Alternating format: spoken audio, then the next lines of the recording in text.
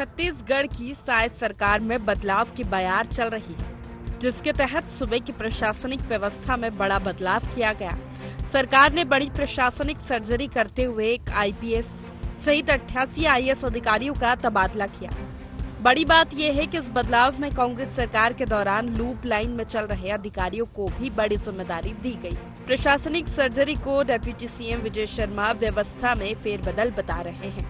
छत्तीसगढ़ में सबसे बड़ा, इतिहास का सबसे बड़ा ऐसा विभिन्न काम होगा, ये तो प्रशासनिक फेरबदल है। प्रशासनिक फेरबदल व्यवस्थाओं के नाते होती है, ये कोई बहुत बड़ी बात नहीं है। सबका सम्मान है, सब काम करें, काम दिखना चाहिए, मसला ये है। प्रशासनिक सर्जरी का ये आदेश कैबिनेट बैठक के बाद जारी किया गया। माना जा रहा है कि ये बदलाव व्यवस्था में बड़े बदलाव को लेकर आएगा। वहीं इस तबादले को लेकर पूर्व सीएम भूपेश बघेल ने अधिकारियों को शुभकामनाएं दी है। भूपेश बघेल का कहना है कि नई सरकार बनी है, ट्रांसफर होते रहते हैं। सरकार बनी है, ट्रांसफर हुए हैं, अच्छा काम करे, सभी अधिकारियों को मैं शुभकामना देता हूँ। मैं पहले ही बोला अभी सरकार को काम करने दीजिए, जमीन पे उतरने दीजिए। सबको पहले ये था ना, पता नहीं कहाँ जाएंगे अधिकारी, अब सब क्लियर हो गया। अब इसके बाद काम करेंगे, काम करने दीजिए, फिर आगे बात करेंगे। अभी तक केवल विज्ञापन और होर्डिंग ही था। छत्तीसगढ़ की शायद सरकार में बदलाव की बयार चल पड़ी है। प्रशासनिक सर्जरी को इसी से जोड़कर देखा जा रहा है। दावा किया जा रहा है कि अधिकारियों के बदलने से व्यवस्था में कसावट आएगी, लेकिन अब देखना होगा कि इस बदलाव का जनता को कितना फायदा मिलेगा। रायपुर से IND24 के लिए निधि प्रसाद की रिपोर्ट।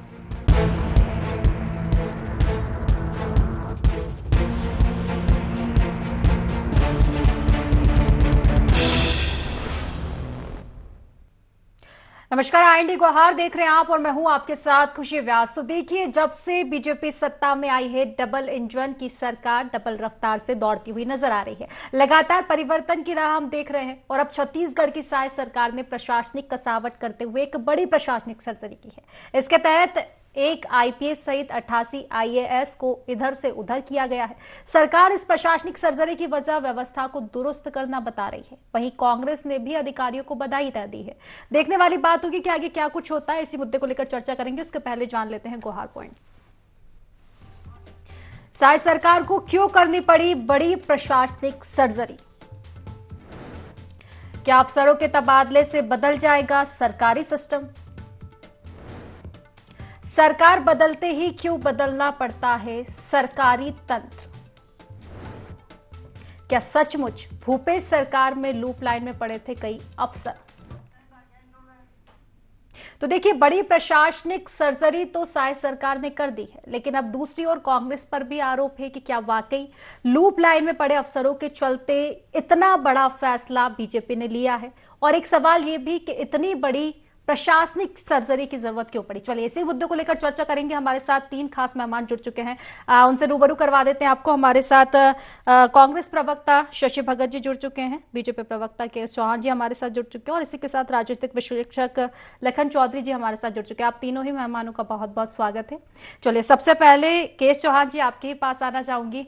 लगातार देखने को मिल रहा है सत्ता में आने के बाद एक नई ऊर्जा के साथ सरकार आपकी दिख रही है। लगातार बदलावों की बात कर ले या फिर डबल इंजन की सरकार की बात कर ले, बड़ी प्रशासनिक सर्जरी तो आपने की है, लेकिन सवाल ये कि आखिर इतनी बड़ी प्रशासनिक सर्जरी की जरूरत आखिर क्यों? कि खुशी जी, विधायिका का काम अपना खुद विधायक लोग करते हैं और कार्यपालिका का काम कार्यपालिका करती है।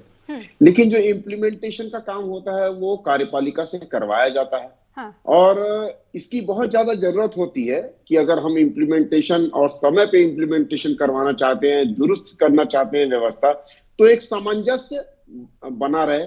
और जब भी सरकारें बदलती हैं, भले वो केंद्र की हो भले वो राज्य की हो, तो अफसरशाही में कार्यपालिका में फेरबदल होते हैं। और दूसरी बात यह है कि ये 3-4 आधार होते हैं उसके, जनता के आधार पे भी होते हैं, क्षेत्र के आधार पे भी होते हैं, काम के आधार पे भी होते हैं, विचारधारा के आधार पे भी होती हैं, एक्सपर्टीज के आधार पर भी होते हैं। तो जैसे जैसे जो हमारे जो सामने जो लक्ष्य है हमारा, जो मोदी जी की गारंटी हमारे को पूरी करनी है और समय पूरी करनी है, जिस विश्वास के साथ हमारे को छत्तीसगढ़ की जनता ने हमारे को अपना आशीर्वाद दिया है, उस विश्वास में हम खरे उतरे, उसके हिसाब से ही हम करनी है। दूसरी बात यह है कि पिछली 5 सालों में हमने बहुत सारी ऐसी चीजें देखी हैं, अप्रिय चीजें देखी। जैसे अभी जो IAS के जो फेरबदल हुए, हमारे टोटल छत्तीसगढ़ में 165 IAS, जिसमें से सिर्फ 88 का ही बदला गया है, बाकियों को अपने जगह में ही रहने दिया गया है। जैसे आर संगीता को, एक महिला अधिकारी है, उनको पहली बार आबकारी विभाग दिया गया है, जो कि बहुत ही कर्मठ है, बहुत ही अच्छा काम करती है। इस वजह से उनको आबकारी, जो जिसमें लगभग 3000 करोड़ के मतलब हेरा फेरी बताई गई है, और फाइनेंस में जो देख रहे थे तो फाइनेंस में ही रहने दिया गया है। अब जैसे सुब्रत साहू है, सुब्रत साहू जी को संस्कृति में लाया गया है, बड़े अफसर हैं सुब्रत साहू, उनको संस्कृति में लाया गया, इसलिए भी लाया गया है कि संस्कृति को हम बहुत अच्छे से और निखार सकें, और वहां पर उनके जैसे अफसरों की जरूरत है। तो इस वजह से बहुत सारी चीजें ऐसे फेरबदल की गई हैं। लेकिन जो हमने पिछले 5 साल देखा, जैसे एक ही महीने में 2-2 कलेक्टर बदल दिए जाते थे, और इस नाते भी बदल दिए जाते थे कि विधायक से अगर उसकी बहस हो गई है और वो भूपेश बघेल जी के करीबी है तो उसको बदल दिया जाता था। हमने एक केस ऐसा भी देखा था कि SP का तबादला हो गया था, क्योंकि एक जनप्रतिनिधि के भांजे को जुआ खेलते हुए उसने पकड़ लिया था, तो ऐसे SP का भी तबादला हो गया था। तो ऐसी चीजें हमने देखी हैं, और कई IAS ऑफिसर, IPS ऑफिसर इसमें हमने मतलब मजबूर भी देखे, चपरासी बना के रखा, अपने हिसाब से उनको चलाया, और IAS ऑफिसर और IPS ऑफिसर की मतलब वजूद ही खत्म कर दिया था। सरकार ने अपने हिसाब से सभी चीजें की। हमने तो 18 कलेक्टर अभी तक बदले हैं इसमें 88 में। इन्होंने कोरोना काल में, खुशी जी, कोरोना काल में एक साथ 22 कलेक्टर बदले थे, एक साथ 22 कलेक्टर, और ऐसा कभी भी इतिहास में कभी नहीं हुआ कि छत्तीसगढ़ में एक साथ 22 कलेक्टर कोरोना काल में बदले गए। तो ये अपने हिसाब से चलाना चाहते थे। जैसे मैंने पहले भी बोला कि एक महीने में 2-2 कलेक्टर बदल दिए जाते थे, तो ऐसी व्यवस्था नहीं देखने को मिलेगी। और हमने कभी भी, अभी भी 1 महीना हो गया सरकार को आए हुए, हमने न ही दुर्भाग्यपूर्ण कोई कार्रवाई भी की है, न किसी को सस्पेंड करवाया है, न किसी को फालतू का हटाया है। हम सिर्फ ये चाहते हैं कि हमारा काम सही दिशा में हो, जल्दी हो। इम्प्लीमेंटेशन में इन लोग की बहुत ज्यादा जरूरत रहती है। चलिए ठीक है, शशि भगत जी से भी प्रतिक्रिया ले लेती हूँ। शशि जी, बड़ी देखा जाए तो बड़ी संख्या में प्रशासनिक फेरबदल हुआ है, लेकिन आप एक आरोप आपके ऊपर भी गूंजता हुआ फिलहाल नजर आ रहा है कि आपके कार्यकाल में पदों पर पदस्थापना जब हुई थी, भेदभाव हुआ था, कई काबिल लोगों को लूप लाइन में रखा गया था, और जैसे कि अभी केस जौहर जी कह रहे थे, पक्षपात की बात भी सामने आ रही है। जोहार छत्तीसगढ़ जी। हमारे प्रवक्ता साथी की बात जहां तक है, इनको सबको आदत हो गई है, पूर्ववर्ती सरकार ने ऐसा किया, वर्तमान ऐसा कर रहा है, भविष्य ऐसा कर रहा है। मैं तो बधाई देता हूं उन सभी अफसरों को कि अभी एक नई पदस्थापना जो हुई है वो बहुत अच्छे से काम करें। बस ये है कि 2-2 कैबिनेट बैठकें हुई, उस बैठक के दरमियान ऐसी क्या जरूरत आन पड़ी कि आधी रात को ट्रांसफर किया गया और उस पर मुहर लगी और उसको जारी किया गया। वो तो ट्रांसपेरेंट हो सकता था। जैसे हमारे प्रवक्ता साथी ने एक बात और कही कि काबिल अफसर बहुत सारे लोग लूप लाइन में पड़े थे। मैं ये कहता हूं छत्तीसगढ़ के समस्त अफसर काबिल हैं। उनके लूप लाइन में होने और नहीं होने का प्रश्न भारतीय जनता पार्टी या कांग्रेस पार्टी उसके क्वालिफिकेशन और डिस्क्वालिफिकेशन की बात एक सिलेक्शन होने के बाद नहीं करती। बस प्रश्न ये है कि किसको अवसर मिलता है, किसको अवसर नहीं मिल पाता है। अभी जैसे कोरोना काल की बात आई, कोरोना काल के दरमियान भी यदि कोई अफसर को बदलने की आवश्यकता होती है तो कोई बहुत बड़ी बात नहीं है। व्यवस्था को चुस्त और दुरुस्त करने के लिए व्यवस्थाएं बनती है और बिगड़ती रहती हैं। ये उस पर डिपेंड करता है कि कौन सा सिचुएशन में उसको बदलना है। मैं बहुत ज्यादा ना बोलते हुए, क्योंकि सरकार को काम करना है और सरकार अच्छा काम करे, इसी को कांग्रेस का एक लाइन माना जाए। और बहुत बड़ी बात, ये बात कहने जा रहा हूं कि भारतीय जनता पार्टी के अंदर सबसे बड़ा पैमाना आरएसएस के समर्थक कौन है, उसकी क्लास में कौन गया हुआ है, ये सारी चीजें भी दिख चुकी है पिछले दिनों। 3 आईपीएस ऑफिसर वहां गए हुए थे, वहां बैठे हुए थे। क्या राजनीतिक दल के ऑफिस में किसी पार्टी के ऑफिस में जाना कहां तक मुनासिब है मैं नहीं समझता, लेकिन ये इसका दबाव सीधा सीधा आरएसएस का हो रहा है, ये बात तो समझ में आया। ये महतारी वंदन योजना हो या फिर योजना इनकी बजट में प्रावधानित जितनी योजनाएं हो, उसको सही सही इंप्लीमेंट कराने का काम होना चाहिए। ऐसी कांग्रेस पार्टी, ऐसे छत्तीसगढ़ की जनता अपेक्षा रखती है। चलिए ठीक है, बिल्कुल मैं प्रतिक्रिया लूंगी के एस चौहान जी से। एक बार रुक कर लेते हैं, लखन चौधरी जी भी हमारे साथ बने हुए हैं। लखन जी, प्रशासनिक फेरबदल एक बड़ा किया गया है, हालांकि कांग्रेस पर आरोप भी बीजेपी इसमें लगा रही है और कहीं दूसरी ओर ये भी बात कह रही है कि हम अपने सिस्टम के चलते ये तमाम प्रशासनिक फेरबदल कर रहे हैं। लेकिन लखन जी, क्या कुछ लगता है इतने बड़े प्रशासनिक फेरबदल में क्या सरकारी सिस्टम बदल पाएगा? जी देखिए, सरकारी सिस्टम बदलेगा, कितना बदलेगा ये तो समय बताएगा, लेकिन जो प्रशासनिक सर्जरी की गई है देखिए वो जरूरी था।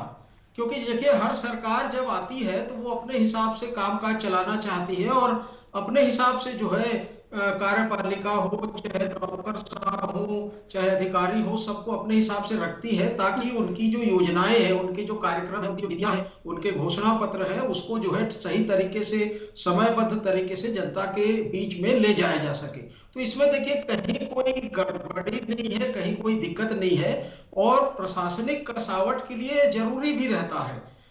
पिछले सरकार में, भूपेश बघेल की सरकार में भी आए दिन जो है इस तरह के जो है ट्रांसफर, स्थानांतरण होते रहते थे, और उसको लेकर कई बार चर्चाओं का दौर भी होता था कि नौकरशाह को या अधिकारी को उस विभाग को समझने का मौका ही नहीं मिलता और उसके पहले उसका ट्रांसफर कर दिया जाता था। तो इस तरह की चीजें देखिए होती रहती है सरकार में। लेकिन मुख्य बात यह है खुशी जी की समयबद्ध तरीके से काम होने चाहिए। यदि विभाग के कामकाज प्रभावित हो रहे हैं तो निश्चित तौर पर उस अधिकारी को, नौकरशाह को जो है बदलना चाहिए। ये सही है, मैं इसका समर्थन करता हूं। लेकिन एक महत्वपूर्ण बात यह है कि साथ में, इसके साथ साथ कि जो है इसकी वजह से बहुत सारे खर्चे भी होते हैं, तो इस पर भी थोड़ा सा सरकार को ध्यान रखना चाहिए। क्योंकि जब ट्रांसफर होता है तो उसकी जो है बहुत सारी चीजें होती हैं, कवायदे होती हैं, उसकी प्रक्रियाएं होती हैं। तो आने वाले समय में जो है इस परिपाटी को मुझे लगता है कि बहुत ज्यादा लंबे समय तक न चलाते हुए उन अधिकारियों को, नौकरशाहों को काम करने का एक अवसर देना चाहिए।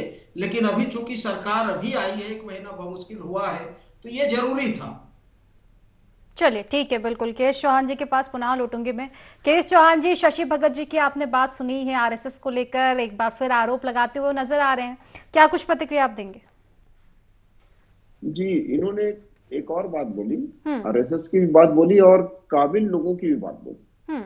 काबिल हैं हमारे आईएएस ऑफिसर, आईपीएस ऑफिसर, तो इतने काबिल हो गए, इनके इतनी चाटुकारिता में इतने लिप्त हो गए, इतने दबाव में आ गए कि जिसकी कोई हद नहीं थी। खुशी जी, ये दबाव में आके स्वास्थ्य मंत्री को, जो उनके जिले में आते थे कमिश्नर और कलेक्टर, मिलने नहीं गए। इतने काबिल हैं वो लोग। एक स्वास्थ्य मंत्री वहां पर जाता है और आप मिलने नहीं देते हैं, तो इतने काबिल थे, इतनी चाटुकारिता थी। इतने काबिल हो गए हैं खुशी जी कि जितने पिछले 5 सालों में जितने जेल में गए हैं अपने आईएएस ऑफिसर, आईपीएस ऑफिसर, तो इतने कभी भी नहीं गए थे। और इतने काबिल हो गए हैं कि दर्जन भर लोगों को नोटिस भिजवाया गया है और इसमें लिप्त मतलब गैर कानूनी चीजों में लिप्त पाया गया है। इतने काबिल हो गए थे ये लोग, और इतने काबिल हो गए थे कि कोई काम करता ही नहीं था। मैं आपको बताऊं खुशी जी कि आईएएस ऑफिसर और आईपीएस ऑफिसर ये अंडर में राज्य सरकार के नहीं रहते। ये हो सकता है कि ये तबादला भी करा सकते हैं, इनको प्रभार दिया जाता है किसी राज्य का, लेकिन ये राज्य मतलब केंद्र के द्वारा रहते हैं। केंद्र ही उनकी सैलरी देती है, केंद्र ही उनको हटा सकती है। ये सस्पेंड भी नहीं कर सकते बिना केंद्र से पूछे हुए। लेकिन उसके बावजूद भी इन्होंने इतनी चाटुकारिता यहां पर की, और उन दागदारी और उन जो काम नहीं कर रहे थे उनको साइड रखा गया है। उनको कोई काम नहीं दिया गया, उनको साइड ही रखा गया है, ताकि हमारे जो काम करने में विघ्न मत पैदा हो। दूसरी बात, आरएसएस की बात कर रहे हैं आप, तो आरएसएस ने ऐसा कौन सा काम कर दिया और ऐसा कौन सा आरएसएस का झंडा लेके कोई अधिकारी चल रहा है या भारतीय जनता पार्टी का अधिकारी लेके चल रहा है? आपके तो कृत हमारे को मालूम है कि आपने क्या क्या नहीं करवाया उनसे।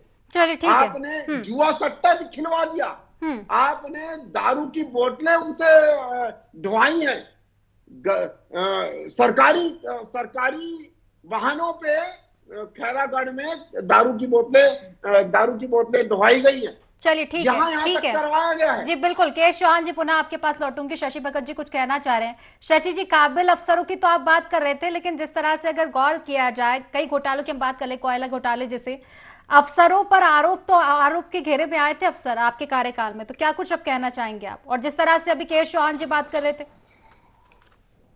44,000 का शराब घोटाला करने वाले भारतीय जनता पार्टी की सरकार के दरमियान जो लोग आए थे, उस पे वो लोग बात नहीं करेंगे। उस पे वो लोग बात नहीं करेंगे कि महतारी बंधन योजना कब लागू करेंगे। उस पे ये लोग बात नहीं करेंगे कि 500 रुपए में पूरे देश के अंदर गैस कब देंगे। ये लोग बात नहीं करेंगे कि 1 लाख रोजगार कब देंगे और 2 लाख का रोजगार कब देंगे। अफसरों की निकम्मे और चाटुकारिता का जवाब उसी पे जा रहा हूं, अभी हमको बोलने दिया जाए। अरे ठीक है, घोषणा कर दी गई है, क्या किसी भी प्रयोजन किया गया है महतारी बंधन योजना का, इसका जवाब यह नहीं हो सकता होगा पीएससी के इनके पास जवाब नहीं है। इस बात को समझने की जरूरत है। ये बात जब सच्चाई आ रही है तो इनकी बातें बीच में काटने का हो रहा है। मैं ये बात कहता हूँ, मिड डे मील अगर आज 4 महीने से बंद है तो उसके जिम्मेदार कौन है? ये सभी काबिल अफसर और नाकाबिल अफसर का पैमाना नहीं, बल्कि ये लोगों ने तो एक अंडर टेबल एक एस्टिमेट बना के रखा है कि कौन सबसे कहा जाएगा। इतने बड़े पैमाने में जी शशि जी, आपके कार्यकाल में अफसरों पर कई घोटालों में आरोप लगे थे, आरोप के घेरे में आए थे अफसर। लूप लाइन का आरोप भी है कि पक्षपात करते हैं। भाजपा जिस तरह से अविश्वास से आरोप लगाती आई है। केंद्र सरकार 3 करोड़ रुपए दिए गए खुशी जी, एक जिले में जाने के लिए 3 करोड़ रुपए दिए गए। 3 करोड़ रुपए आईएएस, सीबीआई और हर महीने मंथली बांधा जाता था। चलिए ठीक है, 50 लाख रुपए। ठीक है। केश चौहान जी, एक मिनट, शशि भगत जी की बात पूरी हो जाए। एफआईआर नहीं हुआ, आज तक उसकी कार्रवाई को मुकाम तक नहीं पहुंचाया गया। ये बात दर्शाता है कि भारतीय जनता पार्टी जहां भाजपा नीति गठबंधन या भारतीय जनता पार्टी की सरकार नहीं होती थी, वहां सरकारों को बदनाम करने के लिए इस तरह के कार्य कृत्य करते रहे हैं। ये बात दुनिया देख रहा है, छत्तीसगढ़ देख रहा है, पूरा देश देख रहा है। ये बात कहीं दूर की बात नहीं है। और काबिलियत और नाकाबिलियत की बात जहां तक है, लेकिन हम प्रतीक्षा कर रहे हैं, छत्तीसगढ़ की जनता प्रतीक्षा कर रही है किस पैमाने में, कितने दिन में इनकी घोषणाएं पूरी होती हैं। बहुत जल्दबाजी में नहीं करना चाहता, लेकिन अपेक्षा तो हमारी भी है कि छत्तीसगढ़ की जनता खुशहाल कब तक होगी। चलिए ठीक है। केश चौहान जी। खुशी जी, 3 करोड़ रुपए एक जिले में जाने के लिए दिया गया। मंथली बांधा जाता था 25 लाख 50 लाख उस जिले में जाने के लिए।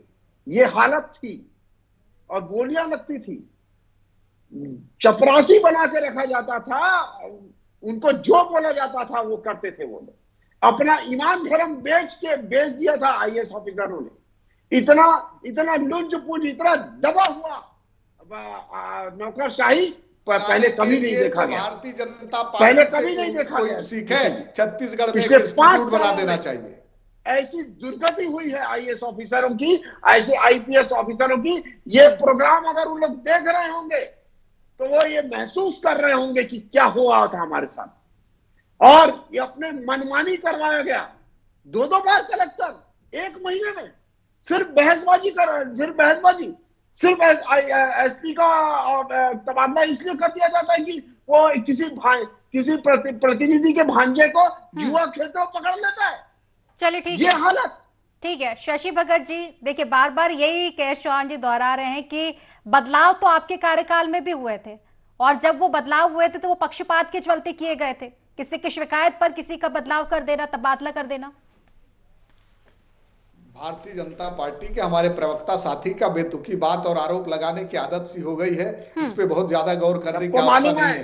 लेकिन इन फ्यूचर ये बात हम लोग पूरे कांग्रेस पार्टी और पूरे छत्तीसगढ़ की जनता ये चाहती है जो भांजे के जुए की बात बोल रहा हूँ ना, स्वच्छ प्रशासन हो, मीडिया में है, मीडिया में, और किसी तरह की कोई बात नहीं हो। पक्षपात का रहा सवाल, तो पक्षपात तो इनके समय में क्या होने वाला है, आने वाले समय देख लीजिए, क्योंकि डबल इंजन की सरकार जहां जहां हुई है वहां जनता भी प्रताड़ित हुई, चाहे वो मणिपुर हो चाहे यूपी हो।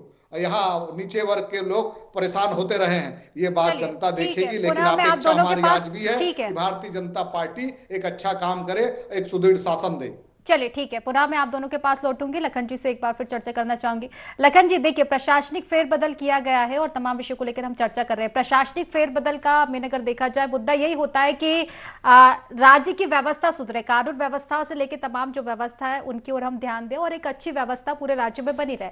लेकिन सियासत की अगर बात की जाए, बीजेपी आरोप लगाती है कांग्रेस पर, हम विश्वास है कि लूप लाइन में रखा गया था अफसरों को और अब ये प्रशासनिक फेरबदल किया है, तो क्या इस फेरबदल से अव्यवस्थाएं सुधरेंगी?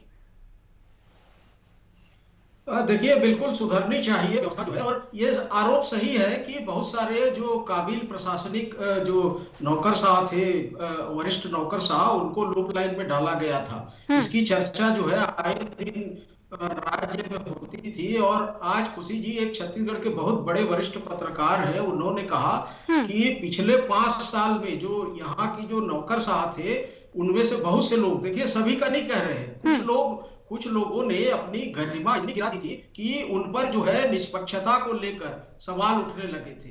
देखिए, एक उदाहरण मैं दे रहा हूं कि चुनाव जब आचार संहिता लगी थी तो उस समय आचार संहिता के समय जो 4% डीए जो घोषित किया गया था सरकार के द्वारा, इन्होंने केंद्रीय चुनाव आयुक्त से केवल जो आईएएस लोगों के लिए 4% डीए को स्वीकृत करा लिया, लेकिन कर्मचारियों के लिए उसको स्वीकृत नहीं कराया।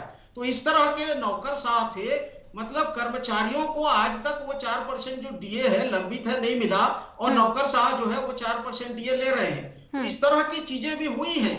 तो बहुत सारे जो नौकरशाह जो है जेल में आज बंद है। तो इसलिए भाजपा को ये मौका मिलता है कि आखिर नौकरशाहों ने अपनी जो एक प्रशासनिक या राज्य के प्रति, देश के प्रति जो एक मर्यादा होती है, गरिमा होती है, वो जो शपथ लेकर आते हैं कि जनता के लिए काम करेंगे, उसमें बहुत सी चीजें देखी गई है। तो मुझे लगता है कि नौकरशाहों को कोई भी सरकार, देखिए कांग्रेस की सरकार हो, भाजपा की सरकार हो, वो जनता के सेवक हैं, वो देश के सेवक हैं, तो उनको संविधान के प्रति जो है विश्वसनीय होना चाहिए, जनता के प्रति विश्वसनीय होना चाहिए, किसी व्यक्ति या पार्टी के प्रति ना होकर सरकार के प्रति होनी चाहिए। तो इस तरह की चीजें जो है देखी गई थी और इसलिए ये चीजें आज जो सामने आ रही है। तो मुझे लगता है कि जो नौकरशाह होता है वो जनता के लिए काम करे, और इस तरह के बदलाव से यदि जनता के काम होते हैं, आने वाले दिनों में यदि पक्षपात रुकता है और निष्पक्षता के साथ सारे विभागों में यदि काम होते हैं, तो इस तरह के बदलाव होते रहने चाहिए। चलिए ठीक है, बिल्कुल अंतिम प्रतिक्रिया लूंगी शशि भगत जी के। चौहान जी, पहले शशि भगत जी आपके पास लौटूंगी मैं। देखिए, अगर बात करें रिपोर्ट्स की बात कर ले, देखिए आरोप तो आपके अफसरों पर लगे थे शशि जी, ये बिल्कुल निश्चित बात है।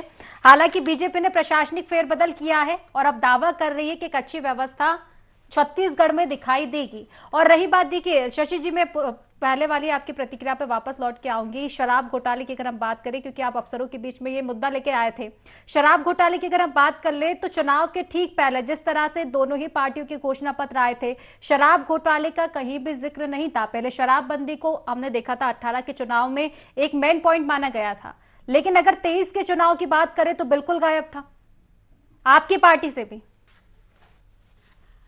देखिए, ऐसा है, शराब घोटाले के विषय में बात करें या शराबबंदी के विषय में बात करें, तो मैं आपसे एक बात कहना चाहता हूं स्पष्ट रूप से, क्योंकि भारतीय जनता पार्टी नहीं, कांग्रेस पार्टी ने यह कहा था कि ग्राम सभा के निर्णय के आधार पर कोई भी चीजें होना है तो शराबबंदी होगी, यदि वहां के लोग नहीं चाहेंगे तो उससे शराबबंदी नहीं होगी। ये बात तो तय है। क्या है कि जहां पर ड्राई स्टेट है वहां पर बहुत सारी हत्याएं ऐसी होने लगी, बहुत सारी मौतें ऐसी होने लगी, और इन्हीं सबके दुष्परिणाम को देखते हुए उसको समीक्षा का जिम्मा वहां के स्थानीय लोगों को दिया गया था। ये बात तय है। और रहा सवाल घोटाले का, तो भारतीय जनता पार्टी ने शराब का घोटाला 44,000 करोड़ से ऊपर का किया था। ये बात नाम और देसी बोतल विदेशी शराब, इस तरह की स्थिति पैदा हुई थी। ये बात छत्तीसगढ़ भी जानता है और पूरा देश जानता है। चलिए ठीक है, अंतिम प्रक्रिया केश चौहान जैसे भी ले लेती हूँ, समय सीमा की बात न करते हुए एक स्वच्छ प्रशासन हमारे भारतीय जनता पार्टी के साथी दें, इतनी गुजारिश हमारे भारतीय जनता पार्टी ठीक है के शशि जी, साथियों से। समय सीमा की कमी के चलते अंतिम प्रक्रिया केएस चौहान से भी ले लेती हूँ। केएस चौहान जी, ठीक है, खुशी आरोप जी, प्रत्यारोप का खुशी जी। दौर चलता रहेगा। फिलहाल मेन मुद्दा, प्रशासनिक फेरबदल कर दिया है आपकी सरकार ने, आगे की रणनीति क्या है? क्या अब भी आरोप प्रत्यारोप के दौर वापस देखने को मिलेंगे? सिर्फ एक ही रणनीति है कि ये पूर्वाग्रह से नहीं हुआ है, और जो काम कर रहे हैं, काम करने वाले हैं और जो काबिल अफसर है उनको काम करने दिया जाएगा, और उनको वहां जो जिनकी जो एक्सपर्टी है वो उनको वहां पर लाया जाएगा। दूसरी बात यह है कि हमारा जो मुख्य ध्येय है, जो छत्तीसगढ़ की जनता ने जिसके कारण हमारे को आशीर्वाद दिया है, मोदी जी की गारंटी जो है वो हमें पूर्ण करनी है, हमें समय पे पूर्ण करनी है। इस पे ही हमारा ध्यान है और किसी चीज पे ध्यान नहीं है। ठीक है, दूसरी डबल बात इंजन यह है- की सरकार पे ही आपकी सरकार वैसे तो चलती हुई नजर आ रही है, लेकिन सवाल ये भी कि अफसरों के तबादले से क्या सरकारी सिस्टम बदलेगा? इम्प्लीमेंटेशन जो है वो तेजी से करने का ही ध्येय है। जो हम प्लानिंग करके बैठे हुए हैं उसमें इम्प्लीमेंटेशन के लिए हमारे को सरकारी अधिकारियों की बहुत ज्यादा आवश्यकता है, और ये कसावट के लिए, एक प्रशासनिक कसावट के लिए ये सभी चीजें की गई हैं, जिसका असर आपको अभी दिखाई देगा। चलिए, फिलहाल ठीक है, समय सीमा के चलते चर्चा यही समाप्त करती हूँ। आप तीनों ही मेहमानों का बहुत बहुत शुक्रिया इस चर्चा में जुड़ने के लिए। तो देखिए, बड़ा प्रशासनिक फेरबदल किया गया है। वैसे देखा जाए तो जब से बीजेपी सत्ता में आई है, लगातार बदलाव की राह जो है देखती हुई नजर आई। डबल इंजन की सरकार पर बीजेपी चलती हुई नजर आ रही है। हालांकि बड़ा प्रशासनिक फेरबदल अब किया गया है। कांग्रेस पर आरोप है कि लूप लाइन में जो अफसर थे उनको अब हटाया गया है, तबादला किया गया है, और यही बदलाव का कारण है। हालांकि बीजेपी ये भी दावा कर रही है कि एक प्रशासनिक कसावट बहुत जरूरी थी व्यवस्था के लिए। अब देखने वाली बात होगी कि आगे की रणनीति बीजेपी की क्या कुछ नजर आती है। फिलहाल हमारे खास कार्यक्रम IND गुहार में बस इतना ही। आप बने रहिए IND 24 के साथ। नमस्कार।